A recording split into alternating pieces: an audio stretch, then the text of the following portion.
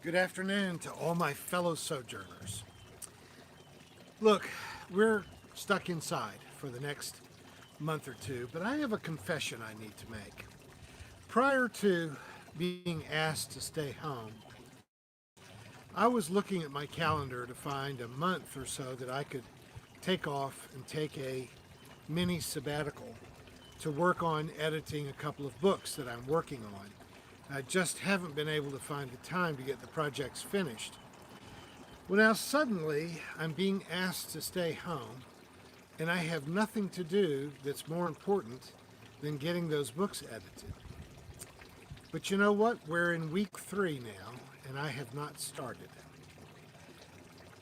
I don't really have a good excuse for that, other than the fact that the sense of obligation that people put on us when we suddenly have a gift of a lot of time, that we should learn a new language, or that we should accomplish some artwork, or write poetry, or do something very, very creative or productive with our time. Well, guys, that can actually create a lot of stress. The most important thing that we have to do right now is to stay safe, to try to stay healthy, to survive. Stress is one of the most damaging things that can happen to a person. And we don't need to add stress to ourselves right now.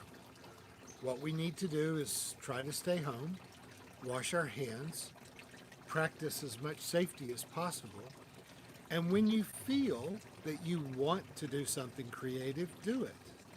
But some of the most creative things I've been doing is making grilled peanut butter sandwiches and chocolate milk, which I haven't had for years, but these are the things that my mother used to make for me at school.